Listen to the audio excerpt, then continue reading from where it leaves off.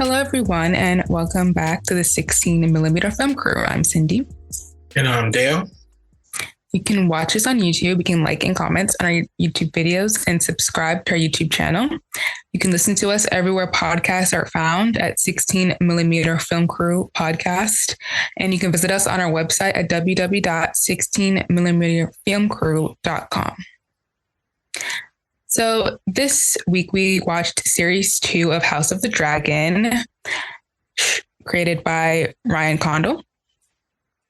The reign of House Targaryen begins with this prequel to popular HBO series Game of Thrones, based on George R.R. Martin's Fire and Blood. House of the Dragon is set nearly 200 years before the events of Game of Thrones, telling the story of the Targaryen Civil War with King Viserys I Targaryen's children battling for control of the Iron Throne. This show stars Matt Smith, Emma Darcy, Rhys Ifans, Steve Toussaint, Eve Best, Fabian Frankel, Olivia Cook, Harry Collette, Tom Glenn Carney, Ewan Mitchell, Fia Saban, and Bethany Antonia. So Dale, what were your thoughts on the first episode? I'm loving it so far. I'm glad the show's back. This is, I guess, kind of what you guys described or felt during the first run of the original Game of Thrones. But since I didn't participate in it, so this is my chance to actually be fully enamored with the fervor of that is Game of Thrones. I'm loving Matt Smith's performance. He's able to somehow show a duality in his character, being both violent and really tenderhearted in certain moments, which I don't think a lot of actors would have been able to pull off. We're seeing more of, Allison's, what's the word? Her basically shaming Rhaenys, and now doing those same behaviors which she looked down upon, which I find kind of ironic, but that's usually always what happens with those kind of people. It's one of those do as I say, not as I do kind of things. But yeah, I'm loving the show. I'm loving this season right now. Yeah, very excited for season 2. It's getting right back to like the stuff that I loved about the original Game of Thrones, like just politicking and digging deep into character and all these really interesting relationship dynamics. The interesting thing about this story is because it's set within a family, they're not going against different houses or like existential threats yet, like the White Walkers. So it's really just all internal stuff. And to see kind of the fracture of those relationships that used to be close and just all of the drama involved and kind of the generational drama that's going on is really kind of a highlight of like what this show brings. I was really excited to see a lot of the supporting cast who were kind of supporting cast last season come to the forefront this season. Tom, who plays Aegon, is giving us lots of layers to a character who I thought was just absolutely despicable. He is a terrible person, but he is also like trying to be a good king and cares about his kids, and it's like not good at leading at all, but is sort of giving it a good effort. Like he seems like he's somewhat invested. So like I'm interested to see how that goes. Picking up from where we left off last season, though, I think that Rhaenyra and kind of what her choices are going to be in terms of like going to war, not going to war over the death of her son, Luke, will be really interesting, especially because Matt Smith's character of Daemon is so like gung-ho about really just like leveling the Greens. And I think Emma Darcy's performance is tremendous. Like it's only episode 1, but that first shot that you see of her looking absolutely distraught, like she has lost everything in her life. Incredible acting. Like they are amazing. Like they are really, she's coming for that Emmy. Like she really is. Cause like that was just such good acting. And I feel like the performances this year, I feel like everyone's really stepped it up. Not that it wasn't good last season, but just I think because now they're kind of more comfortable in the characters because they've been playing it for such a long time at this point that like they really know how to like extrapolate like different sides to the characters you haven't seen before, and they know how to kind of take these characters interesting places. So that's really good. The writing is really great as well, and also just like what's about to happen. Like I think first season was kind of a lot of setup, and it was a peaceful era. Now everything is kind of broken, and we can actually get into like the meat of what Fire and Blood is, which is this Targaryen civil war. So I'm really excited to see the set pieces in terms of like the action sequences and how they're going to incorporate that with the dragons, because we've obviously seen that in Game of Thrones, but because there's more dragons in this show, I feel like that'll be interesting to see how they filmed that, those battle sequences, and just like also what's going to happen to these characters. Like the episode ends in a horrifying way. So like, you know, it's only episode 1. So who knows what's going to happen, honestly. Yeah. Tom is the one with, he plays it to Allison's son. He's the one with the eye was missing, correct? No, he's the short blonde. Sure one who's currently he's a king. Who's currently king. Okay, yeah. Aemon. Has the eye patch. Okay. So yeah, like Aemon's actor is kind of to me doing the same thing with that Matt Smith's doing with his character as well. Mm-hmm. Whereas I feel like Aemon's character is trying to be like, it's kind of like when you idolize a family member. He's like, I'm trying to be that person. And, you know, once he kills, you know, his cousin, like he's all this bravado, like, and everybody in the kingdom says he's the best fighter. He has the biggest dragon, but he's never actually had to fight anybody. So it's all false bravado. That's what allows him to be as aggressive as he wants to be. And then when he accidentally kills his cousin, you see a look of terror on his face, like, oh shit, what have I done? You know, like deep down for all that flash, he has very little substance. So when he actually has to take a life, all that trash he's talking about, like, I'm going to take your eye, I'm going to stab you, all that shit goes out the window, and you see he's actually still a child trying to pretend to be something he's not, you know? Yeah. One of the actors was like, yeah, they were like, everyone's just scared little babies trying to like be the loudest and seem the baddest because they're all just like terrified. And I'm like, yeah, that's what everyone's giving. It's just like, I don't really know what I'm doing, but I kind of have to do it anyway. So yeah. And I feel like Daemon and Aemond are very like two sides of the same coin kind of characters. Like they're very kind of mirroring each other and kind of what they're doing there. And I love that. I love that we get to see these characters who might put up certain fronts, but deep down they're all kind of the same, which is like really, it's like the pretense of like Alicent trying to be better than like everyone else, or pretending like she's more morally upright. And then she's, you know, getting it on with Kristen Cole, like just doing her little do, just like she complained everyone else got to do and she didn't. And on one hand, I'm kind of like, live your fantasy, girl. Like, I don't care. But also, I'll get back to her later. I'm not, I was about to go off. My love for Olivia Cooke, who plays her, is the only thing that's kind of keeping me with this character. But I'll get to that later. But also, there are characters like Rhaenyra, who I think is trying to, you know, be more thoughtful in how she approaches this conflict. And then you have Daemon, who was just ready to go. And they have a lot of friction, but I think they have friction because they are essentially the same. Like, I feel like she has that kind of rage in her that is gonna explode at some point. Like, she's lost her dad, her unborn child, and her actual, like, her fully grown child at that point. She's lost so many things. Everyone already, half of the country, half of the Seven Kingdoms has turned against her, even though they swore her allegiance. Like, she has to fight to get these people back, even though she's rightfully, like, the crown is rightfully hers.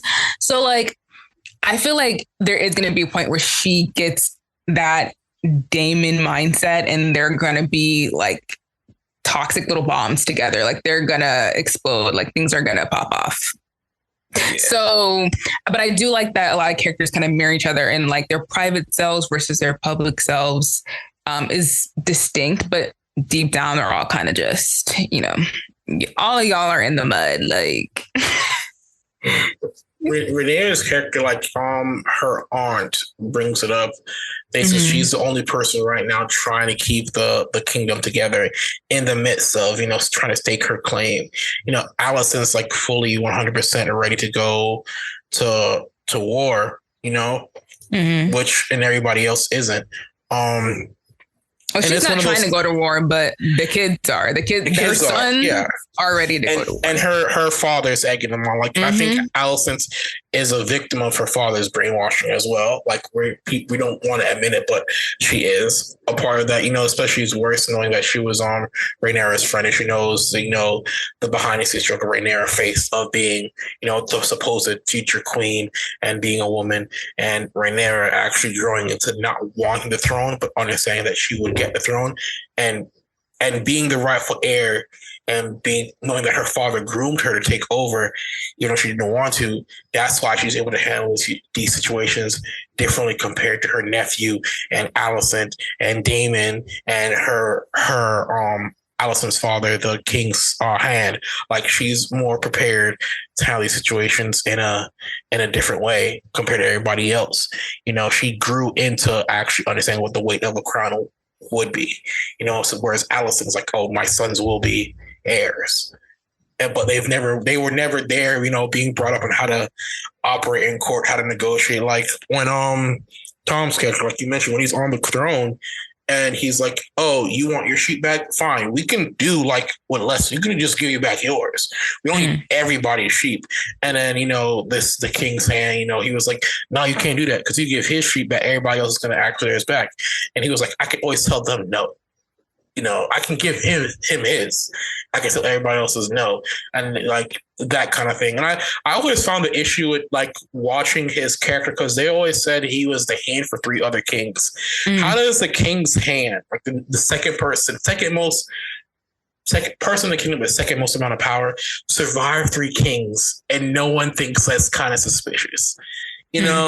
Like everybody was quick to go, oh, okay, sure, we'll crown, his daughter who married the king, one of her kids, the new king. Like, no one thought like that was like a weird confluence of events. Like, his daughter now marries the king, and he has an heir, and now he's forcing him to be crowned. Like, nobody thought about that. He's basically telling his nephews, no, he's telling his grandchildren, how to control the throne, which is what he wants. I always thought that was kind of weird. Nobody questioned it. So, yeah, I guess the work was getting done and everything was kind of peaceful, so no one asked too many questions. They were just like, okay, I guess so. But also Alicent and Viserys, terrible parents, like, because I guess Viserys' mindset was like, well, Aegon's not going to be king, so I don't have to teach him anything. But if Alicent in the back of her head is like, I want my kid to be king, you should have been teaching him some stuff. Like, you guys did nothing, and then he got on the throne. Y'all made that happen. So it's not giving linear, it's giving messy. So I don't know. But you're right though about Alicent in that fact that her father really did do a number on her, which is why she is the way she is.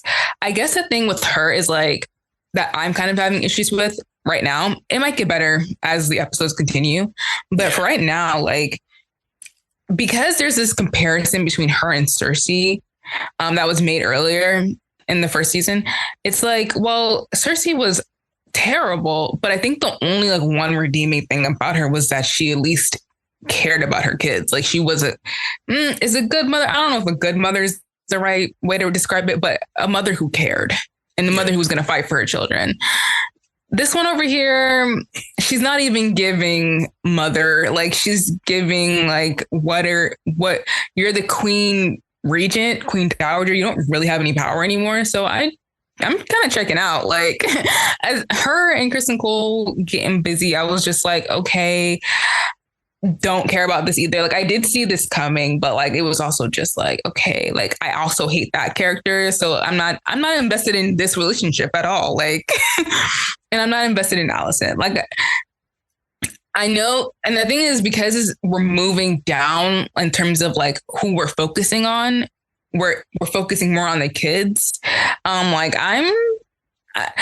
Rhaenyra still has a part to play because she's, still supposed to be the queen. But I don't know how involved she's going to be necessarily in the actual actions of like, are we taking these houses? Are we getting these houses to cooperate with us? Is she going to be in the battlefield? I'm not sure. So like, I still want the focus to be on the women because I feel like that's what makes the show stand out really well. It's just that like when it comes to Alicent, the only thing that's keeping me tethered is the fact that Olivia Cook is playing the character. Now, if anyone else was playing a character, I would not care about this woman. Like I wouldn't.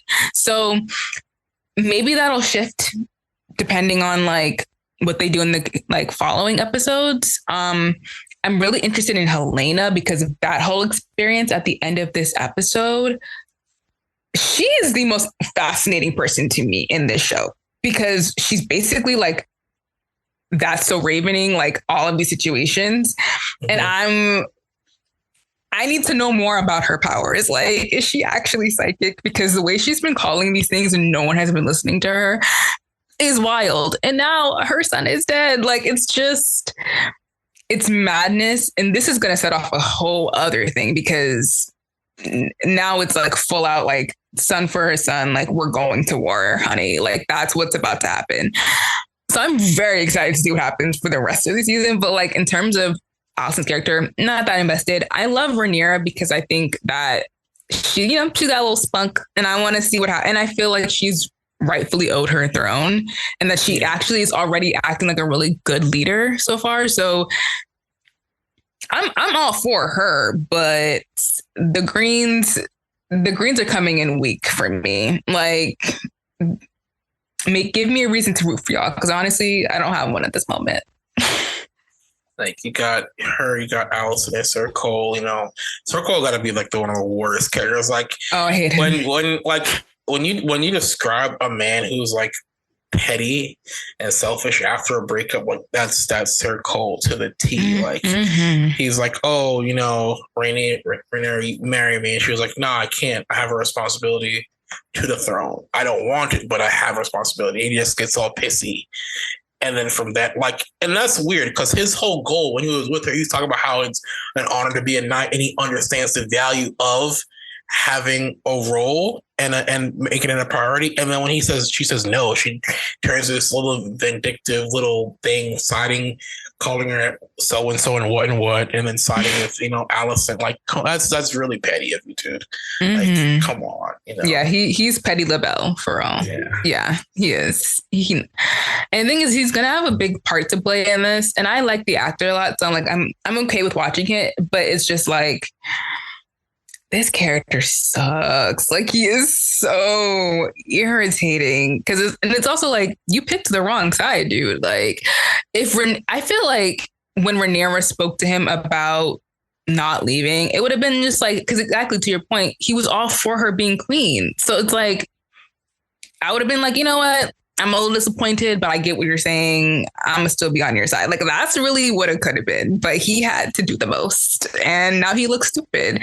And the fact that they're hooking up, Kristen Cole and Alicent, is extremely dangerous. And also, this other dude, Littlefinger 2.0, has already he has their number. So how do they both think this is gonna end? It seems stupid. Like it really does seem like you could have gotten down with anybody and you chose this guy. Like this, it's not gonna work out. Yeah, I find it kind of interesting now for all the things that she said. Alicent is now using her. How should I say this without sounding like a jerk? She's using her body, her sexuality as a currency, to get Sir Cole to do what she wants, and then also to get, like I said, Littlefinger 2.0.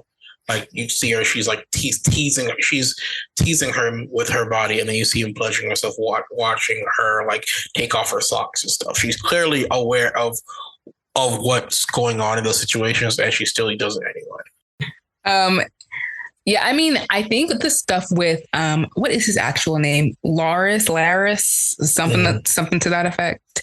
Um, that to me was more like she needed an ally, and he was like, "Well, I'll give you the information, but you have to do this one thing for me." And I feel like that was a little sus. That was a little gross. I don't know if she was like intentionally trying to use her body to get the information necessarily. I feel like it was just like I'm like she kind of had to do it just so she can know what was going on.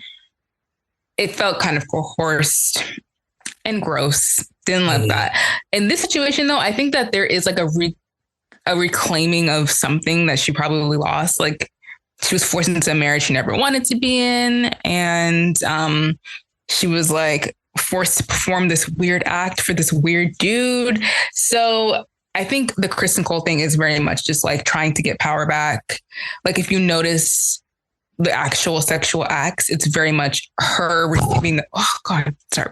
It's very much her receiving the pleasure. Like she is in control of the situation. So I think maybe that's, and again, to that effect, like, do your thing. I feel you. It's an awful situation for every woman in this show. Like you're in a very terrible position.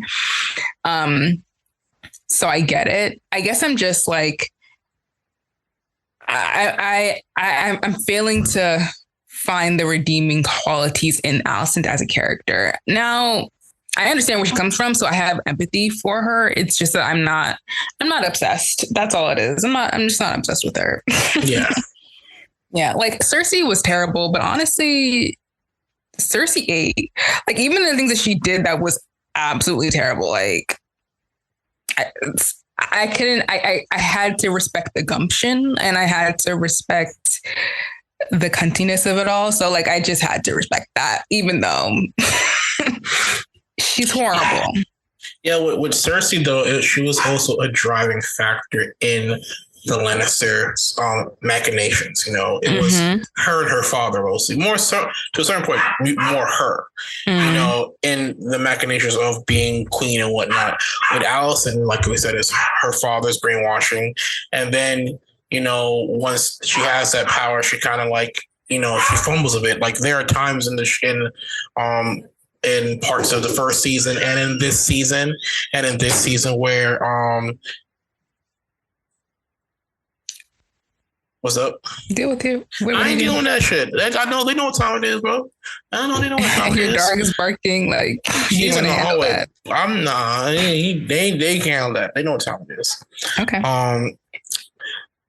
There are parts in, like, of course, season 1 when she become adult, and then so far that's what we've seen in season 2, that where each time Alicent is given the option to do the correct and the right thing, she doubles down and makes things worse. You know, whereas Cersei's completely aware, like, oh, I'm bad for. I know I'm bad. I don't give a fuck. Whereas Alicent is solely like, well, I'm a good person. That's Nothing what's I do is wrong. And that's what makes it annoying. Yes, that's exactly right. It's the pretense of trying to be better. That's what's just like we're all in the gutter. Like just join us here. Like that's really what it needs to be. Yeah. So anyway, I found it interesting that Aemond didn't tell his family like what actually happened, because he didn't mean for Lucerys to die. Like it was an accident. I mean, an accident. Like he was chasing my boy through the skies, but like he did not mean to kill him. So it's interesting that he is kind of like also keep this facade of like being a strong man, and like not the fact that, because like we know as audience members that he felt at least a little bit guilty for a second there when Lucerys died, and he also knows like this is the reason why we're escalating to war. It's kind of your fault. Like now, I think the war would have happened anyways because the Greens usurped the throne. But I feel like him killing Lucerys just gave them an extra little boost to really go for it, because it's like, well, one of our people are dead, so like we have to come for you. And it's interesting that like how he understands the world is very like black and white. Like there are winners and there are losers. And he even comes at his mother and being like, she's weak because she cares about Rhaenyra. And like, I don't like Allison, but I don't know if she's weak because of that. I feel like it's just like, and I feel like her caring for Rhaenyra is just like not wanting her to die. I don't know if like, I don't know how she really feels about her at this point in her life. But it is interesting that she like keeps a candle burning for Lucerys because she knows that it's wrong that he's dead. So yeah, Aemon, don't trust him. Like he is kind of terrifying. I feel like the way the actor Ewan plays him is very kind of like sinister because he doesn't seem like he has like any real attachment to anything. Like he doesn't like there's not like an expression of any real emotion. And so that's kind of scary because it's like, okay, well, this dude, he can do anything, like, right. Yeah, and it's with his character, it's another layer of wanting power and not understanding the responsibilities of it. Like his dragon is basically a dragon he stole. Like yes, like he accidentally wants to get murdered. The actual, that dragon's owner essentially, so now he has it. He rides that dragon as a show of power. Like, and in that confrontation with the two of them in the sky, he called, Rhaenyra's son, the one who dies, calls out to the dragon, and the dragon is kind of like freaking out. Like, what do I respond to? That means that's understand that he does not have complete control over this beast, and you see him force him say, "No, listen to me," and that's what leads to him, attacking and killing both of them in the sky, taking a bite out of them because he's trying to forcefully control something he doesn't know how to control. And that's like a metaphor for him. Like Alicent, Sir Cole, all of them are trying to control him, but really they can't. And that's due to, Alicent and of course, the former king not really, instilling responsibility into him because he was never meant to be the heir. And that's also why the younger brother is given the throne over him. He doesn't know the responsibility of power. He just knows the show of force through it. So, yeah, I think he definitely wants the throne. I feel like he hates the fact that Aegon gets to wear the crown and be married to Helena, who I think he has a little thing for. But I mean, like it was never going to be Aemon because he wasn't next in line, so it wasn't going to be him regardless. But. And I don't think he would have been good at doing the job either. Like none of them are prepared for that. Like, and that is Allison's fault. Like, and it's Viserys's. And the hand of the king. Like, what are they doing? None of them did anything. Like, they were so focused on themselves that they didn't think about like what these kids were going to do. And I feel like they were also so focused on their own drama that they didn't realize how that was going to spill over and affect their kids and how the kids have and their cousins and stuff like that whole situation. They messed them up. So it's like, y'all really dropped the ball there. Like you didn't do a good job. But, back to the point that you're saying about control, I think that's like the main message or one of the main messages of this show. And probably what George has always been kind of trying to say through these books is like the dragons are not, they're wild beasts. They're basically just like atomic bombs waiting to go off. Yeah.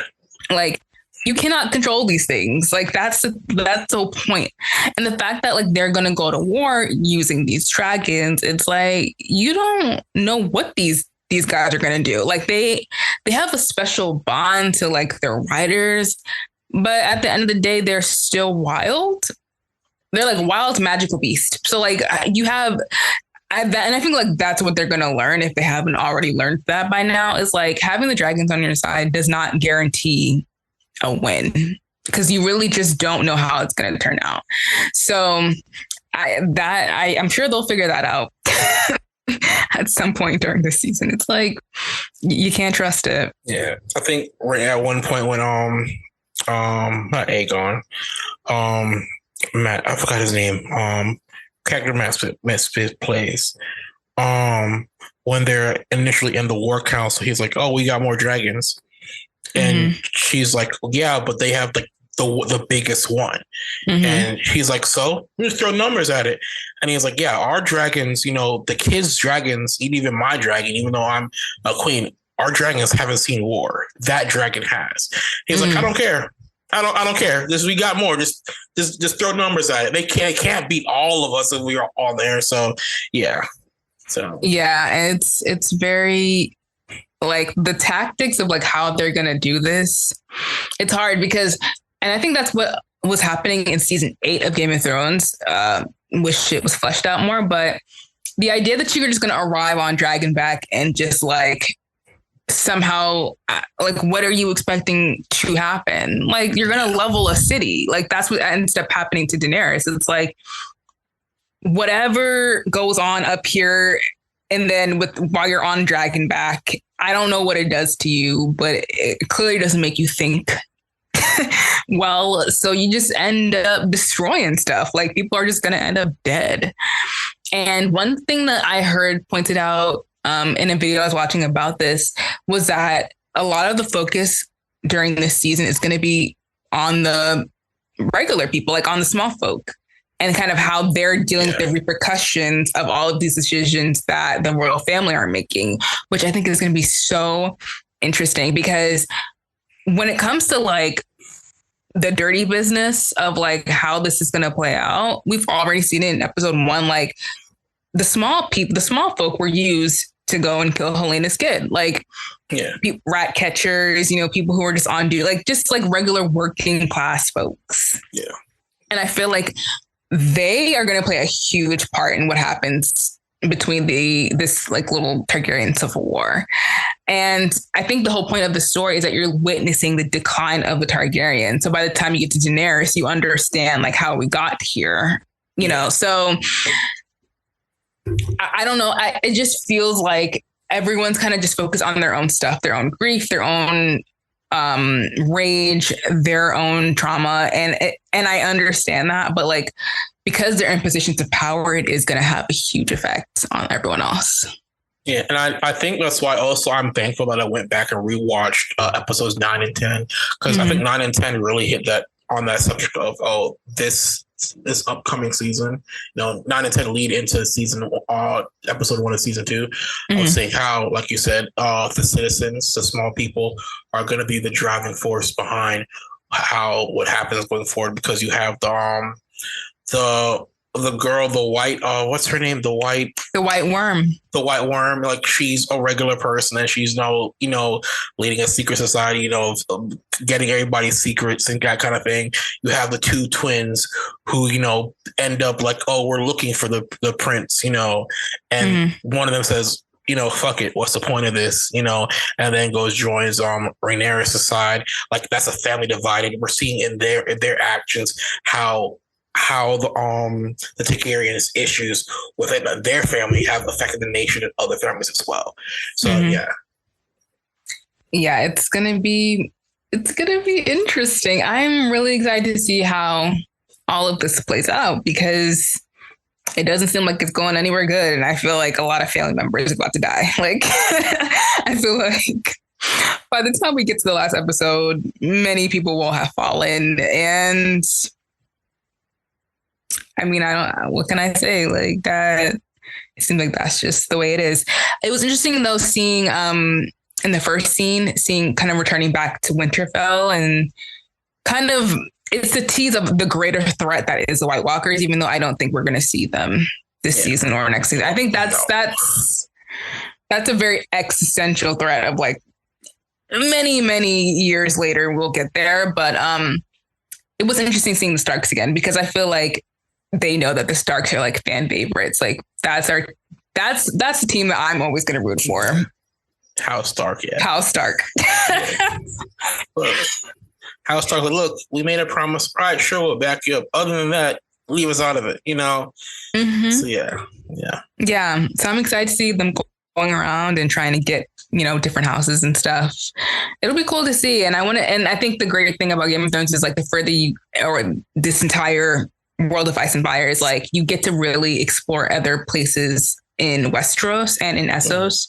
So I'm excited to see how they world build in this one, because last season we were really mainly kind of in like one or two places. So I'm excited. I'm so excited to see how this turns out. I feel like it's going to be really good. Now that we're in it, I'm like, I'm set and I'm ready, you know? So yeah, great show. Moving on to some news. Of course, the Actors Equity has voted to go on strike when concerning in development work. They entered negotiations with the Broadway League. Of course, that's the Broadway plays and shows, and in development work is usually how they workshop plays and stuff like that. So it's a continuation of the strikes we just got over, but now it's like, hey, now it's your turn. So the Actors Equity is a group of course, the actors and the stage managers as well for a lot of these Broadway performances. So and development work period is largely essential. That's usually how you get most of your funding.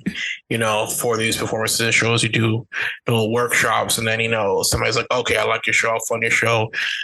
So yeah, we'll see how that goes. I mean, Broadway is, I think, and there's irony of that this strike happening while the Tony Awards, happen like the following day, which is really, really apropos. So does that mean that they can't like work anymore? Like the actors can't go on stage?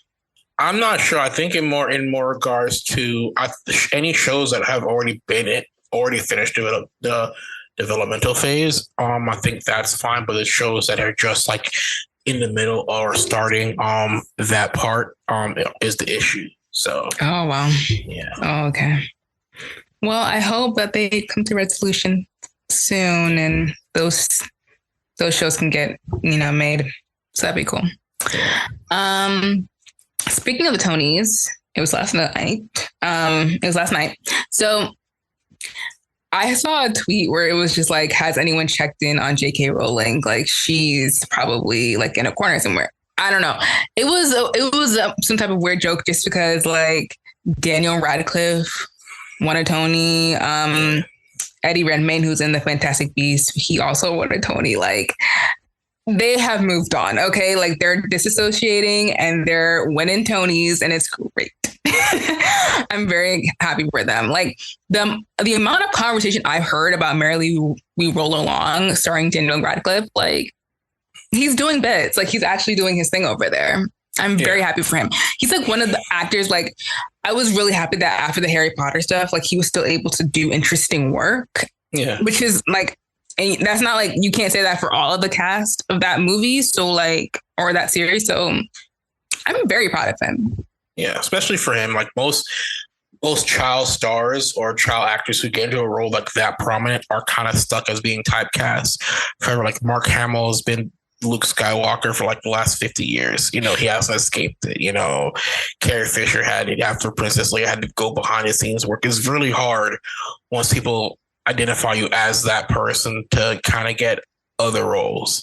So yeah, like you said, while Eddie Redmayne won, turned out this was like the anniversary of Empire State of Mind, Jay-Z and Alicia Keys, and they performed it at the Tonys. Oh, that's why they were there. Okay, I was wondering why they were there. And I don't get how that works, but I guess. But that experience, that song, that moment doesn't work without Little Mama, hopping up on stage and acting like it's New York. It doesn't work without her there. But yeah, and somebody mentioned, like, ironically, like they just realized that whole Kanye Taylor Swift thing was also the same night as that Little Mama thing. A lot of things happened that night at the Grammys. So I was at the VMAs. Let me tell you, there can be a whole podcast made around like the events of the VMAs, like throughout the years, because so many messy things happened at the MTV Video Music Awards. Like, what a time to be alive, like, during that. Honestly, I'm so grateful that I was alive to witness what happened during these things, because wild. Yeah. Like, everyone was so crazy. Like, I can't even imagine something like that happening now. Like, the closest we got to that was Will Smith slapping Chris Rock. Like, but other than that, like, we're not getting those juicy moments anymore because everyone's like very refined or whatever. Bring back messy award shows. That's what I want. That's what I'm advocating for right now. Ratings are down. Bring back the mess and everybody will tune in. But yeah. Yep, there it is. That's it. Um, so I think that's it for the news. Let's talk about what we've been watching. I recently watched City Hunter. It's a live action, like it's a recent trend with Netflix to do a lot of these live action Japanese manga or anime adaptations. But this one is actually done by, it's a Japanese production. It's called City Hunter. Long running manga. They've had a couple OVAs and a couple animes as well. And if you're like me, who grew up watching like a lot of kind of lethal weapon as a kid, or you're a big fan of Chow Yun Fat, his movies, the gunplay kind of thing, you'll enjoy it a lot. It harkens back to an era of how action movies were done a certain way, whereas they're a lot very stylistic, but still very entertaining, which doesn't really happen much now. It's just guys skulking in the dark, shoot, bang, bang. Like, the lead actor and the lead character is very charismatic, and very animated and stuff like that.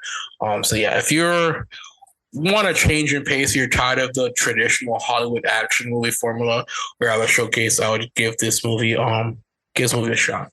And probably also, once you watch a movie, you can go back and re-watch the other the rest of the anime, so yeah. Cool. I've been watching certain things by proxy, which means that other people watch it, review it, and I watch that. So from proxy, I've been watching Bridgerton. Honestly, it really doesn't seem good. It just seems like, what is it, set in the 18th century Gossip Girl? I would rather just watch Gossip Girl, honestly. But like, people, because the third season of it is out, I believe, so like everyone's very hype about it. So I've been like proxy watching that kind of, and I've been proxy watching this German teen show called Maxton Hall. I don't know, but it is funny. It's like an enemies to lovers mess. Honestly, it's kind of good. Like, it's stupid, but like it's very dumb. But I'm eating up from what the people who are reviewing it are showing me. But I have started watching The West Wing. I don't know if I've already talked about this, but if I haven't, I'm watching The West Wing. I am so invested in everything that's happening. Like, I want someone to like give me a moment where I can do like a walk and talk. Like I want a walk and talk moment. And I want like people going past me and papers flying, and I want my own little assistant being like, you have a meeting at 11 o'clock. Like, I want that. And I'm like, I got to be the president. Like, I need to tell him something very important. And wait, I don't want to get his name wrong. It's a Sheen. I just don't want to get it wrong, because there's like a couple of them. Martin Sheen. Yes, thank you. I mean, it's not a couple. It's like him and Charlie and Amelia, who doesn't use the last name. That's what I'm saying. Yeah. But like, there's a group of them. Yeah, it's only like 3 of them though. And one doesn't use the name. Yeah, but I know that his last name is Sheen. Like, I know he's a Sheen. Yeah. Like, he can't hide that from me. I know it's you. He has to be the president. But yeah, anyway, so I love that show so much. I'm like so into it. Like, I don't know. I guess when it came out, I was very young. It came out in like 1999. So yeah. I was not watching the show. But like, now that I'm an adult, I'm into it. I'm like watching that and Veep at the same time during an election year. Like, my brain is going crazy. I'm freaking out. And like, these shows are the only thing that's giving me hope. West Wing, 98, 99, peak Sorkin at his precipice, Ooh, the writing is so good. It's so good. And I love the characters. And I just, I love it. I love it so much. I think that's why there was so much hype for what's the show he had I used to watch? Same concept, but it was like more so people working at CNN kind of thing. Newsroom. Newsroom. Yeah. So I need to watch that too. Like the writing was good at some points, but then some of it was like so ham-fisted because like you said, like he became more aware of like how much more politics and stuff had infused itself in people's everyday lives. So some of it was kind of contrite and forced. Like I remember the biggest one everybody talks about is how they mentioned, you know, killing Osama bin Laden in the plane, and like the reporter makes this big theatrical thing. It's like, I want to speak to the pilot. It's like, sir, I'm letting you know, getting reports that we have taken down Osama bin Laden. Like. Doing too much, Sorkin, but yeah, West Wing, perfect. Yeah, it's great. I'm going to watch that after this. Like, I'm going right back because it's so good. But yeah, so that's what I've been watching. I think that is it for us this week. We hope that you guys are doing well and taking care of yourselves. Make sure to check out all of our social media. Make sure to check out our videos over on YouTube as well. Support us if you can, and we will see you guys in the next episode. Goodbye. Au revoir.